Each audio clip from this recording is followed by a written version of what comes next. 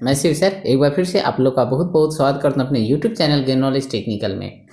Friends, जैसा कि आप लोग का पता है कि अभी ऑनलाइन CBT का एग्ज़ाम हो रहा है, जिसमें से पेपर 1 की जो है एग्ज़ाम ट्रेड थ्योरी की हो गई है और पेपर 2 में आपका workshop calculation and employability skill का एग्ज़ाम होना है। तो चलिए वैसे ही जो है टॉपिक को लेकर के आया हूँ जो आपसे रिलेटेड है। जो पेपर का आपका एग्ज़ाम होगा उसी पेपर का वर्कशॉप कैलकुलेशन लेकर के आया हूं मैं। इस वर्कशॉप कैलकुलेशन में मैं आपको जो है क्षेत्रफल के बारे में बताने जा रहा हूं कि किस तरह से आप क्षेत्रफल और परिमिति को निकालेंगे। तो चलिए फ्रेंड्स, आते हैं अपने टॉपिक पे। और अपने टॉपिक पे आने से पहले एक बार फिर से आप लोग से आग्रह करते हैं कि अगर अभी तक आप लोगों ने हमारे YouTube चैनल को सब्सक्राइब नहीं किया है तो जल्द से जल्द सब्सक्राइब करें, और अगर चैनल पे नए हैं तो बेल आइकन को प्रेस कर लीजिए और नोटिफिकेशन को ऑल कर लीजिए, ताकि जो भी वीडियो मैं डालूं वो आप तक सबसे पहले पहुंचे और इसका आपको लाभ मिल सके। तो फ्रेंड्स, जैसा कि आप अपने स्क्रीन पे ये पहला प्रश्न देख रहे हैं, प्रश्न है कि यदि एक त्रिभुज की भुजाएं क्रमशः 5 सेंटीमीटर, 6 सेंटीमीटर व 9 सेंटीमीटर हो तो त्रिभुज का क्षेत्रफल व परिमाप ज्ञात कीजिए। तो देखिए यहाँ प्रश्न में दिया गया है कि त्रिभुज की जो भुजाएं हैं उसको आपको A बराबर 5 सेंटीमीटर, B बराबर 6 सेंटीमीटर और C बराबर 9 सेंटीमीटर। यहाँ पे जो है ना क्षेत्रफल ज्ञात करने के लिए आपको हीरो के सूत्र का सहारा लेना होगा। तो हीरो के सूत्र से त्रिभुज का क्षेत्रफल बराबर होता है √S into S minus A into S minus B into S minus C। तो S इक्वल टू यहाँ पे हो जाएगा A plus B plus C by 2 equal to, जब A हमारा 5 है और B 6 है और C 9 है तो 5 प्लस 6 प्लस 9 बाई यहाँ पे 2 हो गया। तो टोटल को ऐड कीजिएगा तो 20 बाई 2 हो गया, और जब इसे हम डिवाइड काट देते हैं तो 10 सेंटीमीटर हमारा ये यहाँ पे S निकल आएगा। अब जो है हम क्षेत्रफल निकालने के लिए हीरो का सूत्र जो लगाते हैं, ये सूत्र पर जब हम इसको पुट करते हैं तो यहाँ पे आ जाएगा √ जो है 10⁻⁻5 इंटू 10⁻6 इंटू 10⁻9 इक्वल टू हो जाएगा √10 इंटू 10 में से 5 गया तो 5 गुने 10 में से 6 गया 4 और 10 में से 9 गया तो 1। जब सबको मैं मल्टीप्लाई करता हूँ तो आता है √200। जब इसका आप वर्गमूल निकालिएगा तो आपका आ जाएगा 10√2 सेंटीमीटर स्क्वायर।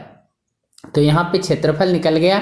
अब बोला है कि आपको परिमाप निकालने के लिए, तो परिमाप निकालने के लिए आपको क्या है, चारों जो जितने भी यहाँ जो तीनों जो भुजाएं दी गई हैं इनको आपको ऐड करना होगा।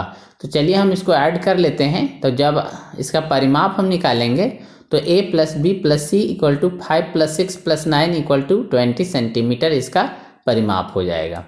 चलिए फ्रेंड्स, आगे बढ़ते हैं और अगला प्रश्न देखते हैं। अगला प्रश्न आपके स्क्रीन पर है कि एक समबाहु त्रिभुज की प्रत्येक भुजा 4 सेंटीमीटर हो तो इस त्रिभुज का क्षेत्रफल क्या होगी। यहाँ पे देखिए प्रश्न को बढ़िया से समझ लीजिए। जो क्षेत्रफल हमको निकालने दिया गया है वो समबाहु त्रिभुज है। तो समबाहु मतलब जिसकी सभी भुजा बराबर हो। अब आगे बढ़ते हैं और हल करते हैं। तो सूत्र से होता है कि समबाहु त्रिभुज का क्षेत्रफल होता है √3/4 इंटू भुजा स्क्वायर। तो इक्वल टू हो गया √3/4 इंटू भुजा हमको दिया हुआ था 4 सेंटीमीटर, तो 4 यहाँ पे जो है 4 का स्क्वायर कर देंगे तो √3/4 इंटू 16 हो जाएगा 16। 4 से हम इसको काट देंगे तो 4 एकम 4 4 चौके 16, तो हमारा आ जाएगा 4√3 सेंटीमीटर स्क्वायर। यही हमारा आंसर होगा। तो समबाहु त्रिभुज का क्षेत्रफल यहाँ निकल गया 4√3 सेंटीमीटर स्क्वायर, जो यहाँ पे आपका ये आंसर है। चलिए ये आंसर निकल गया, तो आंसर आपका हो गया 4√3 सेंटीमीटर स्क्वायर। फ्रेंड्स, आगे बढ़ते हैं और अगला प्रश्न देखते हैं। अगला प्रश्न आपके स्क्रीन पर है। अगला प्रश्न है कि एक समकोण त्रिभुज का कर्ण 10 सेंटीमीटर तथा आधार 8 सेंटीमीटर है तो त्रिभुज का परिमाप क्या होगा। यहाँ पे वही प्रश्न जो है कि एक समकोण त्रिभुज है। समकोण मतलब जिसके सभी भुजा आपस में बराबर हों। यहाँ पे समकोण त्रिभुज का दिया गया है, कर्ण दिया गया है 10 सेंटीमीटर तथा आधार दिया गया है 8 सेंटीमीटर। तो परिमाप निकालना है। सॉरी, हमने यहाँ पे समबाहु बोल दिया था। तो समबाहु यहाँ नहीं, समकोण है जिसमें एक जो है आपका भुजा 90 डिग्री होगा। तो यहाँ पे देखिए आपको कर्ण दिया है और आधार दिया हुआ है, तो हमको यहाँ पे लंब निकालना होगा। अब हम इसको हल करते हैं। तो प्रश्न से जो है कर्ण दिया हुआ 10 सेंटीमीटर, आधार दिया हुआ 8 सेंटीमीटर, लंब हमको निकालना है। तो कर्ण स्क्वायर बराबर होता है आधार स्क्वायर जोड़ लंब स्क्वायर। अभी इसको जो है तो यहाँ पे देखिए हमको यहाँ जो कर्ण दिया गया था 10, तो 10 का स्क्वायर इक्वल टू 8 का स्क्वायर प्लस लंब स्क्वायर। तो लंब स्क्वायर बराबर हो जाएगा 10 स्क्वायर माइनस 8 स्क्वायर, क्योंकि हम कर्ण में जो है यहाँ पे आधार को घटा देंगे तो लंब निकल जाएगा। तो लंब स्क्वायर बराबर हो गया 100 माइनस 64, लंब स्क्वायर बराबर 36। तो लंब बराबर क्या होगा, जब इधर का हम स्क्वायर हटाएंगे तो वहाँ पे उधर जो है बराबर के उस साइड में रूट चढ़ जाएगा, तो अंदर रूट 36 हो गया। और जब हम इसका वर्गमूल निकालेंगे तो 6 सेंटीमीटर हमारा आएगा। अब त्रिभुज का परिमाप निकालने बोला था, तो परिमाप में क्या होता है कि आधार, लंब और कर्ण तीनों, मतलब तीनों भुजा का माप। त्रिभुज का परिमाप होता है तीनों भुजाओं का योग। तो तीनों भुजा यहाँ पे 8 + 6 + 10 इक्वल टू 24 सेंटीमीटर होगी। तो ये हमारा आंसर हो गया। चलिए यहाँ मैं इसको, ये मेरा आंसर हो गया।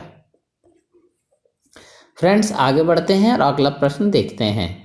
अगला प्रश्न आपकी स्क्रीन पर है। अगला प्रश्न है कि एक त्रिभुज की भुजाएं क्रमशः 17:15:8 के अनुपात में है, तो यदि उस त्रिभुज का परिमाप 40 मीटर हो तो त्रिभुज का क्षेत्रफल कितना होगा। यहाँ पे देखिए जो भुजा दिया गया है वह अनुपात में दिया गया है, तो हम इसको ये नहीं बोल सकते हैं कि इसका भुजा 17, 15, 18 ABC करके हम नहीं बोल सकते हैं। तो यहाँ पर क्या होगा कि हमको मान करके चलना होगा। सबसे पहले इस प्रश्न को हल करने के लिए हमको त्रिभुज का परिमाप निकालना होगा, उसके बाद तब हम क्षेत्रफल निकालेंगे।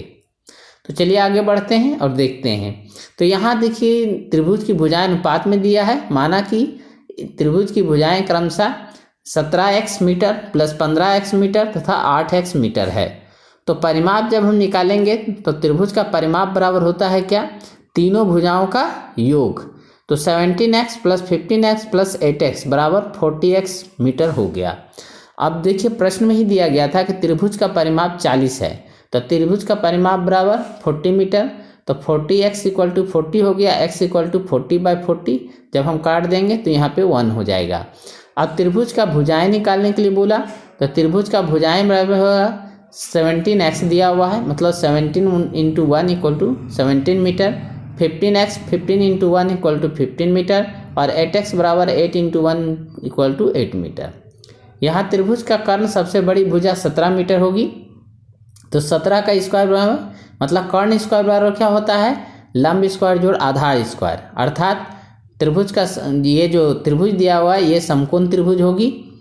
तो समकोण त्रिभुज का क्षेत्रफल बराबर होता है 1/2 × आधार गुने ऊंचाई बराबर 1/2 × अब आधार कितना दिया हुआ आपका 8 दिया हुआ है और ऊंचाई कितना दिया हुआ 15, लंब जो यहाँ ऊंचाई माना गया है 15।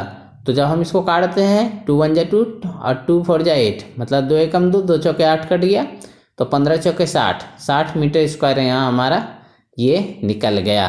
तो ये त्रिभुज समकोण त्रिभुज का क्षेत्रफल निकल गया। चलिए मैं इसको इंडिकेट कर देता हूँ, ये हमारा निकल गया। अब आगे बढ़ते हैं और अगला प्रश्न देखते हैं। अगला प्रश्न है कि एक आयताकार खेत की लंबाई व चौड़ाई दिया हुआ आपका 50 मीटर व 25 मीटर है, तो उस क्षेत्र का क्षेत्रफल ज्ञात करना होगा। तो देखिए यहाँ पे चित्र के माध्यम से मैं दिखा रहा हूँ। तो यहाँ पे लंबाई देख रहे हैं कि 50 मीटर है और इसका जो है चौड़ाई दिया हुआ 25 मीटर। तो आयत का क्षेत्रफल बराबर क्या होता है, लंबाई गुने चौड़ाई। तो चलिए इसको हल कर लेते हैं। तो आयताकार खेत का जो क्षेत्रफल होगा लंबाई गुने चौड़ाई होगा बराबर 50 × 25, तो 25 × 25 125, 1250 मीटर स्क्वायर, यही इसकी आंसर होगी। तो ये इसका सटीक और सही आंसर है 1250 मीटर स्क्वायर। तो फ्रेंड्स मैंने आपको कुल 5 प्रश्न कराए और इससे जुड़ा हुआ था। प्रश्नों की संख्या मैं नेक्स्ट वीडियो में बढ़ाता जाऊंगा। तो फ्रेंड्स आज के लिए इतना ही। बहुत बहुत धन्यवाद। ये वीडियो आपको कैसा लगा आप कमेंट